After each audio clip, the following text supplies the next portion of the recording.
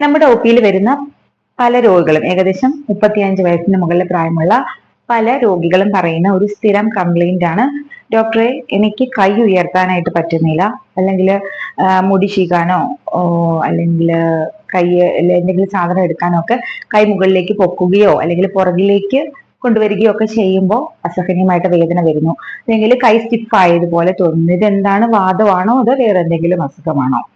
ശരിക്കും frozen shoulder എന്ന് പറയുന്ന ഒരു രോഗാവസ്ഥയാണിത്. പേര് സൂചിപ്പിക്കുന്നത് പോലെ തന്നെ നമ്മളുടെ ഷോൾഡർ മരവിച്ചു പോകുന്ന, തണുത്ത് മരവിച്ചു പോകുന്ന ഒരവസ്ഥയാണിത്. അപ്പൊ ഇന്നത്തെ നമ്മുടെ വീഡിയോയിൽ ഈ ഫ്രോസൺ ഷോൾഡറിനെ പറ്റി കൂടുതലായിട്ട് ഡീറ്റെയിൽ ചെയ്ത് നിങ്ങളോട് പറയാനാണ് ഞാൻ ഉദ്ദേശിക്കുന്നത്. എന്താണ് ഫ്രോസൺ ഷോൾഡർ? നമുക്ക് എല്ലാവർക്കും അറിയാം അല്ലെ, ഷോൾഡർ ജോയിന്റ്, അതായത് തോളിലെ ജോയിന്റ്, സന്ധി എന്ന് പറയുന്നത് 3 എല്ലുകൾ കൂടി ചേരുന്നതാണ്. നമ്മുടെ കോളർ ബോൺ, അതുപോലെ തന്നെ നമ്മുടെ തോൾപ്പലക, അതുപോലെ തന്നെ നമ്മളുടെ ഹാൻഡിലേക്കുള്ള ഹ്യൂമറസ് എന്ന് പറയുന്ന ബോണിന്റെ ആ ഒരു ഹെഡ്, ഇതെല്ലാം കൂടെ ചേർന്ന് ഒരു ബോൾ ആൻഡ് സോക്കറ്റ് ജോയിന്റ് ആണ് അവിടെ മെയിൻ ആയിട്ട് ഉണ്ടാകുന്നത്. അതുകൊണ്ട് തന്നെ നമുക്ക് എല്ലാ തരത്തിലും ഈ ഒരു ഹാൻഡ് മൂവ് ചെയ്യാനായിട്ട് പറ്റാറുണ്ട്. അപ്പൊ ഈ ഒരു ബോണുകളെ എല്ലാം കൂടി കണക്ട് ചെയ്ത്, അല്ലെങ്കിൽ ഈ ഒരു ജോയിന്റിനെ കണക്ട് ചെയ്ത്, അല്ലെങ്കിൽ അതിനെ ഒന്ന് പ്രൊട്ടക്ട് ചെയ്ത് അവിടെ ഒരു ക്യാപ്സ്യൂൾ ഉണ്ട്, ആവരണമുണ്ട്, അതിന്റെ പേരാണ് ക്യാപ്സ്യൂള്. ഈ ഒരു ക്യാപ്സ്യൂളിന് എന്തെങ്കിലുമൊക്കെ ഇൻഫ്ലമേഷൻസോ അല്ലെങ്കിൽ എന്തെങ്കിലും മുറിവുകളോ ലീഷൻസോ എന്തെങ്കിലും ഉണ്ടായാൽ അതിന്റെ ഫലമായിട്ട് ഈ ഒരു ക്യാപ്സ്യൂൾ ടൈറ്റൺ ആവാനായിട്ടുള്ള സാധ്യതയുണ്ട്. കട്ടി പിടിക്കാനോ അല്ലെങ്കിൽ കൂടുതൽ സ്റ്റിഫ് ആകാനോ ഒക്കെ ഉള്ള ഒരു സാധ്യതയുണ്ട്. ഇതുമൂലം ബോണ് അല്ലെങ്കിൽ ഈ ഒരു ജോയിന്റ് കൂടുതലായിട്ട് സ്റ്റിഫ് ആകാനും അല്ലെങ്കിൽ അസഹനീയമായിട്ട് ഉള്ള പെയിൻ വരാനും ഒക്കെ ഉള്ളൊരു സാധ്യതയുണ്ട്. അപ്പൊ എന്തെല്ലാം കാരണങ്ങൾ കൊണ്ടാണ് നമുക്ക് ഈ ഒരു രോഗം വരുന്നതെന്ന് നോക്കാം. ഏറ്റവും കൂടുതലായിട്ട് പുരുഷന്മാരെ വെച്ച് നോക്കിക്കഴിഞ്ഞിട്ടുണ്ടെങ്കിൽ സ്ത്രീകളിലാണ് ഈ ഒരു അസുഖം കൂടുതലായിട്ട് ഉണ്ടാകുന്നത്. അതുപോലെ തന്നെ പ്രമേഹമുള്ളവർക്ക് ഒരു 45% പ്രമേഹ രോഗികളും ഇത്തരത്തിൽ ഫ്രോസൺ ഷോൾഡർ ഉള്ളവരായിരിക്കും. തൈറോയിഡിന് കംപ്ലൈന്റ് ഉള്ളവർക്ക്, അതായത് ഹൈപ്പോതൈറോയിഡിസം, ഹൈപ്പർ തൈറോയിഡിസം പോലെയുള്ള കംപ്ലൈന്റ് ഉള്ളവർക്കും ഈ ഒരു ഫ്രോസൺ ഷോൾഡർ പലപ്പോഴും കണ്ടുവരാറുണ്ട്. പിന്നെ എന്തെങ്കിലും ഓട്ടോ ഇമ്മ്യൂൺ രോഗങ്ങൾ, അതായത് നമ്മളുടെ ശരീരത്തിന്റെ ആ ഒരു പ്രതിരോധ വ്യവസ്ഥ തന്നെ നമുക്കെതിരെ ആന്റിബോഡീസ് പ്രയോഗിക്കുന്നതിന്റെ രോഗത്തിന്റെ പേരാണ് ഓട്ടോ ഇമ്മ്യൂൺ ഡിസീസ് എന്ന് പറയുന്നത്. ഈ ഒരു രോഗത്തിന്റെ ഭാഗമായിട്ടും പലപ്പോഴും ഫ്രോസൺ ഷോൾഡർ ഉണ്ടാകാറുണ്ട്. അതുകൂടാതെ നമ്മുടെ കൈക്ക് എന്തെങ്കിലും ഒരു ഫ്രാക്ചർ ഉണ്ടായി, നമ്മൾ കുറച്ചു കാലം ബെൽറ്റ് ഇട്ടിരുന്നു, കൈ ഒട്ടും അനക്കാതെയൊക്കെ റെസ്റ്റ് ചെയ്തിരുന്നു, അതും ഫ്രോസൺ ഷോൾഡർ വരാനുള്ള ഒരു കാരണമാണ്. പിന്നെ നമുക്ക് ഹൃദയത്തിന് എന്തെങ്കിലും ഒരു മേജർ സർജറി കഴിഞ്ഞു, അല്ലെങ്കിൽ ഒരു സ്ട്രോക്ക് ഉണ്ടായി, അതിന്റെ ഫലമായിട്ടും ഫ്രോസൺ ഷോൾഡർ വരാറുണ്ട്. ഇതൊക്കെയാണ് ഫ്രോസൺ ഷോൾഡർ വരാനുള്ള പ്രധാനപ്പെട്ട കാരണങ്ങൾ.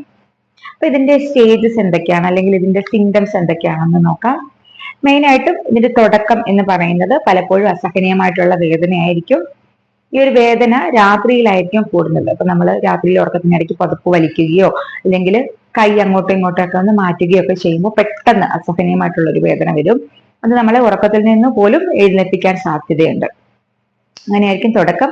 ആ ഒരു സമയത്ത് നമുക്ക് പലപ്പോഴും ഈ ഒരു സ്റ്റിഫ്നെസ് വളരെ കുറഞ്ഞ അളവിലായിരിക്കും കാണുക. പിന്നീട് മുൻപോട്ട് പോകുമ്പോൾ ഏകദേശം ഒരു 2-3 മാസം കഴിയുമ്പോൾ വേദന കുറയും, പക്ഷെ സ്റ്റിഫ്നെസ് കൂടുതലായിട്ട് വരും. കൈ തീരെ നമുക്ക് അനക്കാൻ പറ്റുന്നില്ലാത്ത ഒരു അവസ്ഥയിലേക്കായിരിക്കും പിന്നീട് പോകുന്നത്. അതിനുശേഷം ഒരു 2-3 വർഷം കഴിയുമ്പോൾ ഈ ഒരു വേദന പൂർണ്ണമായിട്ട് മാറി കൈയുടെ മൊബിലിറ്റി തിരിച്ചു വരുന്ന ഒരു സാഹചര്യവും കൂടി ഈ ഒരു സ്റ്റേജസിൽ കാണാറുണ്ട്. അതുകൂടാതെ ചില ആളുകൾക്ക് ഈ ഒരു വേദന പലപ്പോഴും കൈയുടെ താഴേക്ക് കൈയിലേക്ക്, തോളിൽ നിന്നും കൈയിലേക്ക് വ്യാപിക്കുന്നതായിട്ടും കാണാറുണ്ട്.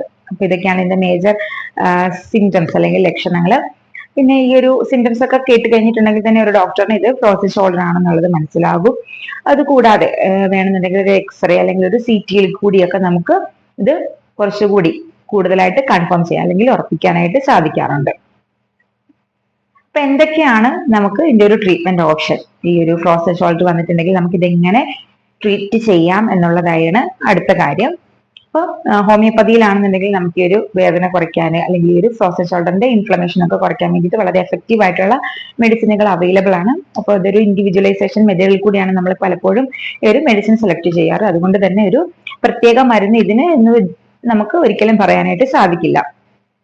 അതുകൂടാതെ നമുക്ക് ഈ ഒരു മെഡിസിനോടൊപ്പം പല രീതിയിലുള്ള എക്സസൈസുകളും കൂടി ചെയ്യുമ്പോഴാണ് നമുക്ക് ഈ ഒരു വേദന കുറഞ്ഞിട്ട് മൊബിലിറ്റി റീഗെയിൻ ചെയ്യാനായിട്ട് സാധിക്കുന്നത്. അതുകൂടാതെ ഫിസിയോതെറാപ്പിയും ഈ ഒരു ഫ്രോസൺ ഷോൾഡർ കംപ്ലീറ്റ് ആയിട്ട് ക്യൂർ ചെയ്യാൻ വേണ്ടിയിട്ട് അല്ലെങ്കിൽ ട്രീറ്റ് ചെയ്ത് മാറ്റാൻ വേണ്ടിയിട്ട് ഒരു പരിധി വരെ നമ്മളെ ഏറെ സഹായിക്കുന്നുണ്ട്. ഈ ഒരു വേദന കുറയ്ക്കാനും ഇൻഫ്ലമേഷൻ കുറയ്ക്കാനും ഒക്കെ നമുക്ക് വീട്ടിൽ എന്തൊക്കെ ചെയ്യാമെന്ന് നോക്കാം. മെയിൻ ആയിട്ട് നമുക്ക് ഈ ഒരു വേദന അല്ലെങ്കിൽ നീർക്കെട്ടൊക്കെ ഉണ്ടെന്നുണ്ടെങ്കിൽ, അഫക്റ്റഡ് പാർട്ടിൽ നീർക്കെട്ട് ഉണ്ടെന്നുണ്ടെങ്കിൽ അവിടെ ഐസ് പാക്ക് വെച്ച് കൊടുക്കുന്നത് വഴി നീർക്കെട്ട് വലിയാൻ വേണ്ടിയിട്ട് സഹായിക്കും. അതിനുശേഷം ചെറു ചൂടുവെള്ളത്തിൽ ഉപ്പിട്ട് ആവി പിടിക്കുക, അല്ലെങ്കിൽ ചൂടുവെള്ളം ഇങ്ങനെ ഒപ്പി കൊടുക്കുക, ചെറിയ രീതിയിൽ മസാജ് ചെയ്ത് കൊടുക്കുക. അതും വേദന കുറയാൻ വേണ്ടിയിട്ട് ഒരുപാട് സഹായിക്കാറുണ്ട്. പിന്നെ ചെറിയ രീതിയിൽ തോളിന് മൊബിലൈസേഷൻ കിട്ടുന്ന രീതിയിലുള്ള ചെറിയ ചെറിയ എക്സസൈസുകളും ചെയ്യാവുന്നതാണ്.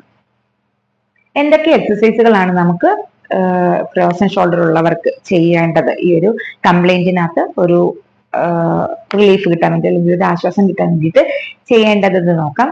ഒന്നാമതായിട്ട് അപ്പൊ 2-3 എക്സസൈസുകൾ ഞാനിവിടെ പറയാം. ഇതിന് പോകുന്നതിന് മുമ്പ് ഒരു ഫിസിയോതെറാപ്പിസ്റ്റിന്റെ സഹായം കൂടി അനിവാര്യമായിരിക്കും. ഒന്നാമതായിട്ട് നമ്മൾ കുനിഞ്ഞു നിൽക്കുക, മുമ്പോട്ട് കുനിഞ്ഞു നിൽക്കുക. അതിനുശേഷം നമ്മളുടെ വേദനയുള്ള കൈ വളരെ ഫ്രീ ആയിട്ട് താഴേക്ക് ഇടുക. അതിനുശേഷം ഈ കൈ മുൻപോട്ടും പുറകോട്ടും ചലിപ്പിക്കുക, ഒരു പെൻഡുലത്തിന്റെ ചലനം പോലെ ചലിപ്പിക്കാൻ വേണ്ടിയിട്ട് ശ്രമിക്കുക. ഈ ഒരു രീതിയിൽ നമുക്കൊരു ദിവസം ഒരു 15 മിനിറ്റോളം ചെയ്യുന്നത് കൈയുടെ മൊബിലിറ്റി കൂട്ടാനും അതുപോലെ തന്നെ സർക്കുലേഷൻ കൂട്ടാനും ഒക്കെ ഒരുപാട് സഹായിക്കും.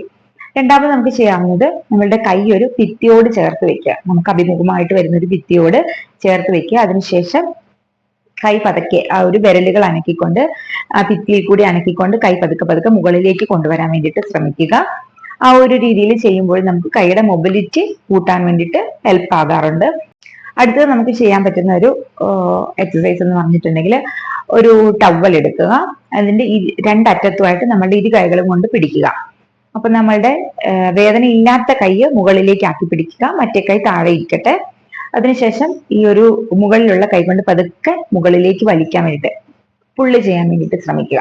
അപ്പൊ വേദനയോ അല്ലെങ്കിൽ ഒരു ഡിസ്കംഫർട്ട് തോന്നുന്ന ആ ഒരു ലെവൽ വരെ നമുക്ക് ഈ ഒരു രീതിയിൽ കൈ പൊക്കിക്കൊണ്ടുവരാൻ വേണ്ടിയിട്ട് ശ്രമിക്കാവുന്നതാണ്. ഇത് നമുക്ക് ഡെയിലി ചെയ്യാവുന്ന ഒരു എക്സസൈസ് ആണ്. കൂടാതെ നമുക്ക് ചെയ്യാവുന്ന ഒരു കാര്യം, നമ്മളുടെ വേദന ഇല്ലാത്ത കൈ കൊണ്ട് നമ്മളുടെ വേദനയുള്ള കൈ പിടിക്കുക. അതിനുശേഷം അത് നമ്മളുടെ ബോഡിയുടെ ക്രോസ് കൊണ്ടുവരാൻ വേണ്ടിയിട്ട് ശ്രമിക്കുക, മാക്സിമം കൊണ്ടുവരാൻ വേണ്ടിയിട്ട് ശ്രമിക്കുക. എന്തെങ്കിലും ഒരു ഡിസ്കംഫോർട്ട് തോന്നുന്നത് വരെ ഈ ഒരു കാര്യം ചെയ്യാൻ വേണ്ടിയിട്ട് ശ്രമിക്കുക. ഇത് നമുക്ക് ഡെയിലി ചെയ്യാവുന്ന ഒരു കാര്യം തന്നെയാണ്. അപ്പൊ ഈ രീതിയിലെല്ലാം നിങ്ങൾ ചെയ്തിട്ടും നിങ്ങളുടെ വേദന മാറുന്നില്ല, അല്ലെങ്കിൽ നിങ്ങൾക്ക് അതൊന്നും ചെയ്യാൻ കഴിയുന്നില്ലെന്നുണ്ടെങ്കിൽ തീർച്ചയായിട്ടും നിങ്ങളുടെ ഡോക്ടറിനെ വിവരം അറിയിക്കേണ്ടതാണ്.